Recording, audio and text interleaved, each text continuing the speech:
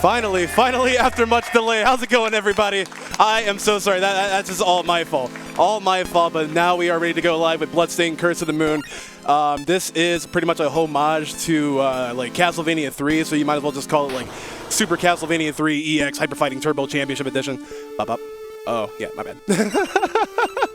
But yeah, another great game by NT Creates. If you haven't picked this up, please pick it up. There's a lot of replay value for the money. Like, again, less than $10, which is really, really great. We're going to do Ultimate category, which is one of the unlockable new game categories. We're going to do Veteran because, you know, we like the challenge of the game. This is my button, right? All right, awesome.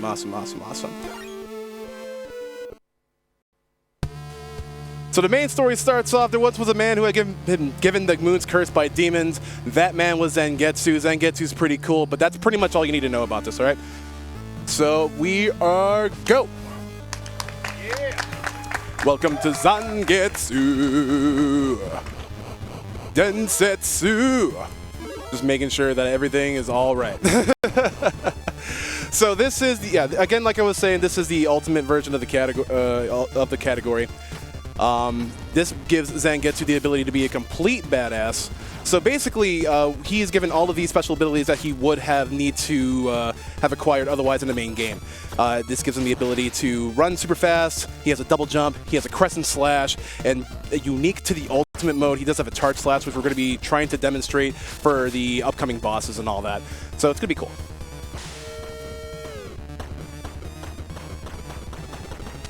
So choo-choo on a train. So yeah, with all of this hyper mobility, like this game kind of turns from a Castlevania type clone to like a Ninja Gaiden-esque clone, as we're just like slicing and dicing through everything, and like Zangetsu just deals like kind of like a lot of damage to begin with. So when I break these candles, I'm getting blue drops called weapon points. Weapon points I actually need to, you know, in order to use my sub weapon, the ball and chain right there. I'll have a lot of sub weapons to choose from, hopefully. Throughout this upcoming boss. But hey, since we're at the first boss, what is the final total for the donation bid war? The total is, I'm gonna quickly refresh, but this should be, yeah. With $180, any percent ultimate won. It was only a $25 difference, though. Awesome. You guys try, but here we go. We're gonna be having the teamwork make the dream work, but we're gonna be seeing some solo Zangetsu action here. The charge slash, which I'm really doing, is a really big hitbox, multiplicatively going into this guy's hurt box, dealing a massive amount of damage. So like, it's kind of like Mega Man, charging up your buster for a massive amount of damage, and which allows this guy to be felled pretty quickly. So yeah, that's it. It's also worth noting that in Ultimate Mode, the bosses have a little bit of a variance to their attack patterns, and also they have more health. So the charge slash really, really, really helps. Do we have a donation to go through? As a matter of fact, yes. We got $5 from Tiny Tim saying, "Hey all, looking forward to the Bloodstained run and the amazing Blacktastic. Enjoy the run and good luck. Cheers." Cheers. Much love to you, Tim. Wish you were here. Thank you. So we just picked up Miriam, one of 3 party members that are going to join us. The really, really cool thing about having teamwork make the dream work is that they all have some sort of like different abilities and different subsets. Miriam can jump really, really high and can also slide under small crevices. So we're actually be using that to take a little bit of shortcuts around this stage. Right. Oop. No. Right here's a double slide. Pretty tough to get off. But again, we are going to be collecting these weapon points in order to be utilizing their sub-weapons as well. I'm not going to be using much of Zangetsu's sub-weapon, but in Stage 2, we're going to be picking up the good old BOA, a.k.a. BAA, a.k.a. Big Frickin' X from Miriam, and that's what makes her exceptionally strong. And a little bit of platforming. Again, you would not be able to do this like otherwise. Like Zangetsu in Ultimate Mode is a super, super crazy dude. Whoop, almost got bonked there. So also what I wanted to point out about the weapon points is that at the end of every stage, the game manually counts down how many weapon points that we have. So we want to make sure that we're at like a neutral 0 when we deliver the final hit to the stage boss. But again, I'm just going to be attacking while I'm in the air, because whenever Zangetsu attacks on the ground, he stops, and this is where we pick up the big old axe. And this is where she becomes exceptionally useful. Also, this increases our weapon points by 10. So we're just going to be doing that to just wail on the boss with sub-weapons. There's a certain quick kill technique that I'm going to try to pull off. And let's see if we get it. This is Folklore.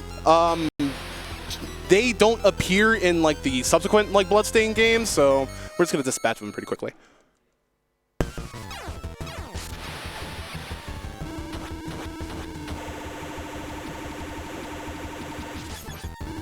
That wasn't it. That sucks. Ugh. That's fine.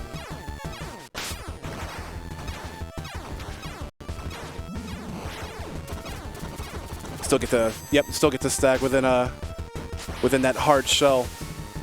And since we're just wasting time anyway. Woo! At the end of every stage, bosses like to do a sort of like desperation move, kind of reminiscent to Rondo of Blood. The kind of quirky thing with it in this game, though, is that none of it kills you. So you're always going to be down to 1 HP every time. Let's get another donation in. Just one. Sure thing. We got $50 from Nico with 5 eyes. Currently attending the event for the first time, and so far it is a blast. Bobby, I'm expecting you to sing a little something during the run. Good work, ESA, for running such a cool, for such a good cause. Thank you very much, Nico. So our second party member that we picked up is Alfred. He's a bit old, he may move slow, he can't jump high, but his magical spells make him one hell of a guy. And that's the only pun you're going to be hearing from me. We're going to be still collecting these weapon points, and we're also going to be collecting something really important for Alfred, another sub-weapon, which allows us to dispatch of our boss enemies super quickly. But also, now that we have most of the team together, we can go through these secret passageways. A little bit of backdrift tech here. All right, and now we just picked up the Frost Caliber. The Frost Caliber freezes enemies, and also that enemy's big enough for us to jump over, effectively skipping a major part of the stage.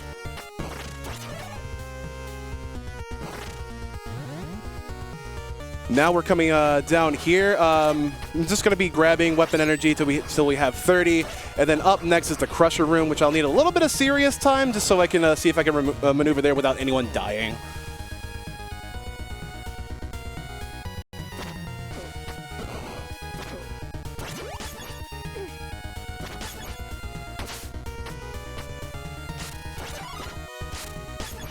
All right, got it. Nice.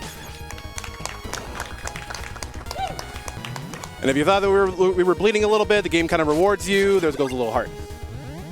And we're going to be picking up an extra heart right here because that increases all of our max HP by about 2 points. And now we're down to Folklore. Now you get to see like the real damage that we get to do when the teamwork makes the dream work. The Frost Caliber, whenever you hit an enemy that's frozen, it deals double the damage. Folklore's head also innately just takes double damage, so we're going to be trying to get a quad here.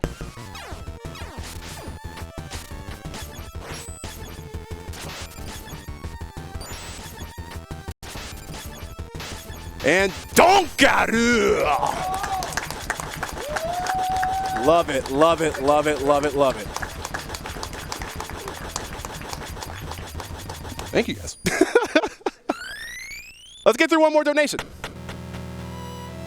Of course. We got $20 by Patty saying, "Hey Bobby, good luck on the run. No doubt all your practice will pay off, but know the brigade is rooting for you all the same. And of course, my donation goes towards seeing Big John play Sonic Spinball." Shout outs to the brigade, shout outs to Pat. Thank you so much, guys. Again, keep those donations coming. The week is not over yet, and we have a whole bunch of prizes to give away. And if you want a list of all of the prizes, again, head on over to prizes.esamarathon.com. I know you guys want that grand prize Animal Crossing Switch bundle, right, guys? Speaking of that, do you also know what the amount is that people need to donate to be eligible for that? At least $75. Exactly. And that's cumulative throughout the entire week. So we picked up Alfred, which is, I mean, not Alfred. We already picked up Alfred. We picked up Totally Not Alucard. I'm just going to be calling him that. Totally Not Alucard enables us to fly, and that's pretty much what we're going to be using him for. Mainly, it's just Zangetsu just kind of strutting his stuff with all this movement, which is really, really neat. But once he double jumps and you switch to another character, you can have that character carry that momentum of that jump. So, like, a lot of this movement can seem like extremely, like, seamless, extremely smooth. And thank Into Creates for creating a good Bloodstained title. And these frogs, if left unchecked, these frogs will inevitably, like, catch up to you. Like, they will just, like, leap and just wreck your stuff.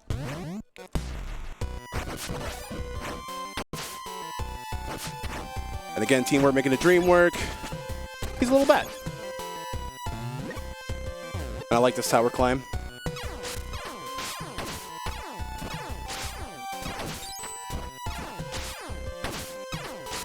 Awesome. And we're going to be picking up another weapon up right here. Just having our max total up to 40. We're definitely going to be needing this. Maybe not for this boss, but we're definitely stockpiling the weapon energy for the final boss. We need all the help we can get. But honestly, this is like pretty much like the loadout right here. And if for everyone that is a fan of Bloodstained, Curse of the Moon, and the speedruns, this is everyone's favorite boss, the Twin Valley Dragons. How you doing, baby girls? Lovely. Frost Caliber and a 1 and a 2. Make him go woo. Switch back to Zangetsu. You already know what to do. Now comes the second form, where they kind of do this little sort of polymerization, Gaia the Dragon champion sort of thing. And we're gonna see if we can cut it down to size with these stacks from this charge slash. All right, so a couple, that's fine. We still have enough for the big old axe. And that's it. Stage 4. Again, we do have a little bit of weapon energy over, so to save us, I mean, it'll waste us a couple of frames. That's okay. It's going to take us a long time for us to transition to the next stage. How about we read another donation? You got it. We got a $100 donation from Snasterday. We can get some more applause from that. Boy! Saying, hey y'all, just stopping by to represent for Bobby doing work in Bloodstained, Curse of the Moon. Sending this all Big John's way for some bonus action. Here we go. Zangetsu, Zangetsu, Mamo no wo bukorosu, fushigi na aragaru, onani mono Zangetsu, Zangetsu, Zangetsu, omae wa mo shinderu, something that rhymes with ooh. Everybody loves Zangetsu. So this is stage 5, Gallium Minerva, where where the if you're familiar with the Bloodstained Ritual of the Night level, this is pretty much what it's based off of. We're not going to be seeing the boss from there though, but we are going to be seeing a mini boss which only comes up twice in this game. The Portrait of Ruin. I actually don't know what this is called, but similar to the portraits in like Super Castlevania 4, if left unchecked, they will do a special attack and they will kill off a character instantly. But with the double daddy stacks, we dispatch of it pretty easily.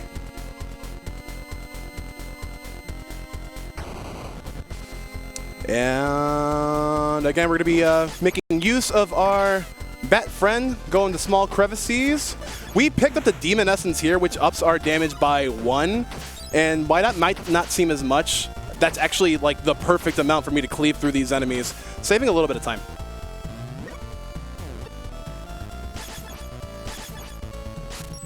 Grab these, and remember, we got to be having a right amount of weapon energy from here. Coming up next is Andraelphus, who's kind of like the cyber peacock of the game, where he's just extremely anime. Actually, like just starting from here onwards, the game just becomes extremely anime with its boss designs, with its with its locales. Look at this. Look at this. Look how anime this is. Ugh. So we're gonna be using the same old song and dance with the Frost Caliber and the big ol' axe. See if we can't get this other one. Ugh, all right, there we go. And let's just get rid of the other energy. And here, look at this desperation attack. Just like if bosses could speak in this game. Like he's just super mad that he lost. This little falcon kick. Whoa! And then he's dead. That's stage 5. Can we go through another donation? What? Oh boy, hold on tight. We got a $500 donation from Ananas. What? With the comment, did you by any chance happen to say that there could be more Big John in our lives? Well, I'm sold. Big John has taken over this marathon with like 18, 17, like 1,000 runs. But that's because everyone loves him. And also he's doing this for the kids. So again, if you guys want to see more content, donate because it's for the kids. This is stage 6, by the way. Back to the run. So yeah, stage 6, not really anything to like talk about here since we have like everyone together. If you watched my Guacamelee run at the beginning of this marathon, you might be familiar with the swap hops. Swap, hop, swap, hop. Cool. But I can talk a little bit about like this boss that's coming up. So the boss that's coming up is Bloodless. She's pretty much the patron saint of the pace of just figuring out like what you're gonna be getting in a run. So she spawns really high off the ground. You can't really like hit her like normally, but she has these umbrellas to spawn. Oh, that was almost death. But hopefully these umbrellas spawn in the right amount of like, you know, in the right position, just so that I can get up to her and hit her with the Frost Caliber axe combo, you know. But the pace of this game is like really fast because again, you're just going to be using Zangetsu to travel on that horizontal ground. You already have everything that's needed right here. Just a couple of quirky jumps. I hate this room. Bats, please be nice. Thank you. Those bats can like instantly just like go over to you and just kind of kill you. And since we're on veteran mode, we do suffer the knockback. So it's just a slight chance of us dying. But yeah, again, the double stacks on these guys are pretty nice. Just a lot of seamless movement. And here comes Bloodless. Just gotta pray for the good umbrella spawns. Oh, shut up. Ugh. I don't like this at all. Nope, definitely don't like this. Don't go anywhere.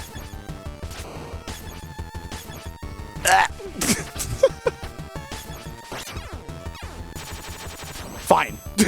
I'll do it the hard way. And then again, just having a really anime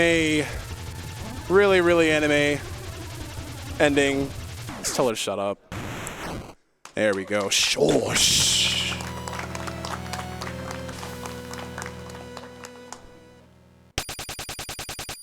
For me, personally, the worst stage is over. Now coming up is like stage 7, which like I kind of put in a lot of work into when grinding this category out like really hard. The PB and world record for this game is a 23:56, and a lot of that time saved getting shaved down is just like me practicing this stage over and over.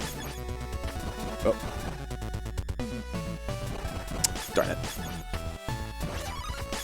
As I say that.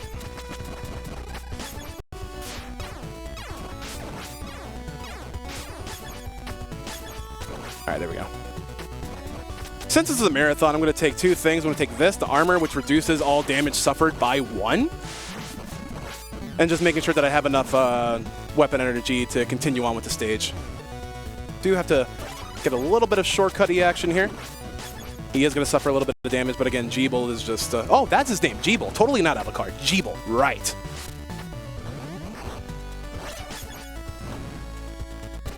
All right, coming up is a pretty particular skip here, but a good old friend, good old Froggy. Come here, Froggy.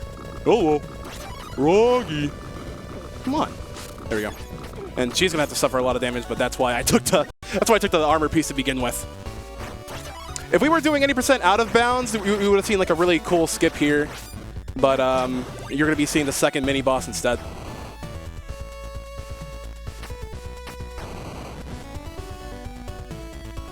And again, it's just gonna be trying to do one fell double stack with the charge slash. Nice. I was a little bit late on that, but that was really nice. The only sort of pain with stage 7 is just like compared to the other stages, it's just painstakingly long. And also stairs just may not work. Nice, got it. Stay on that ledge. Since we have the charge slash, that also opens up a lot of diverging paths and options too. Whoop. Didn't trust that. Have a little bit of a flight trip right here. Make sure to hold up those stairs.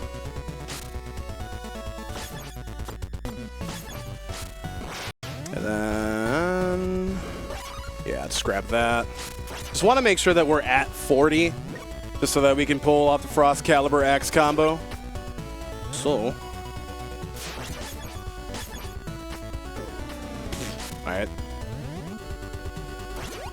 That's fine. We're at full health. You didn't see that. Coming up is probably like the most anime boss. I forget his name. That guy. One. Two. Ooh, that almost didn't hit. And that's down. Oh, just look at how anime this one is. He's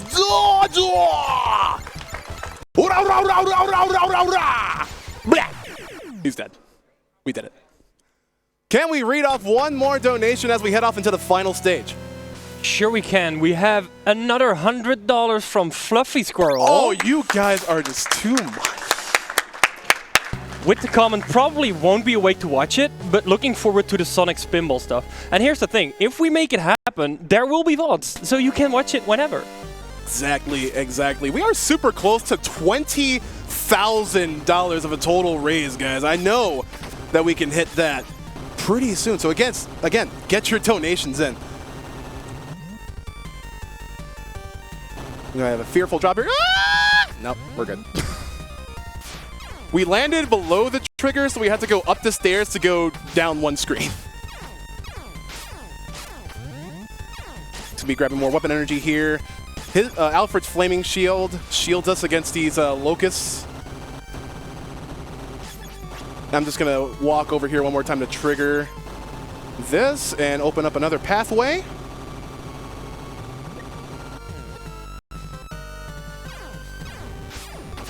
Nice double stack, and another double stack.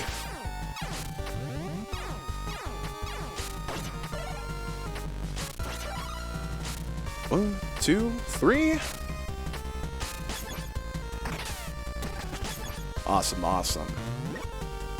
All right, now comes Chapel Climb, which is like, it was extremely daunting like when we casually played through it, but we got Ultimate Zangetsu. We got Ultimate Katana Daddy. And one more mini boss to cleave into. Nice double hit, man. Now I am a little bit low on weapon energy. I'm going to need the full 40. And thank Lord those frogs played nicely. Coming up to Gremory now. If you guys didn't see off to the right, there was that little like hidden staircase. Again, like really, really cool like homages and cameos and all that stuff. Uh-oh. Ba, ba, ba. We gotta whip it! Again, we're gonna be using the fire shield to shield us from the locust. Actually shield us from pretty much everything as we just kind of like lay on the damage. It's also a really cool thing that the fire shield deals damage as well. So as they're suffering damage from like a lot of sources. But that was the first one down. Now comes the kind of arduous part.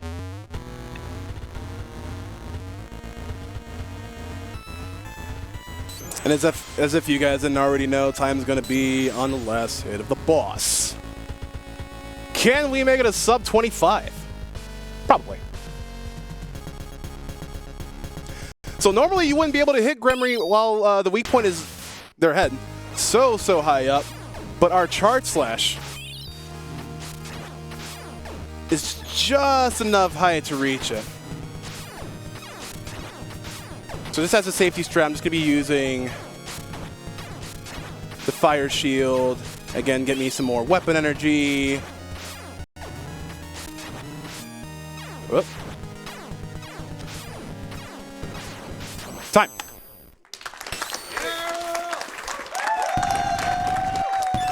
Thank you guys so much for showing up. Oh.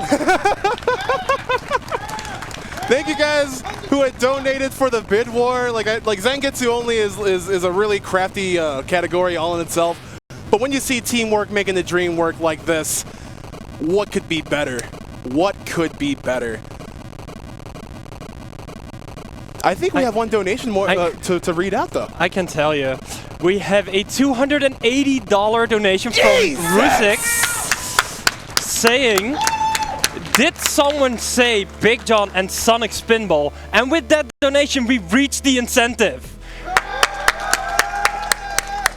Again, guys, it is the fault of you guys here. It is the fault of the fundraising staff, and it is because of everyone that has contributed that we have made this event so grand as it is.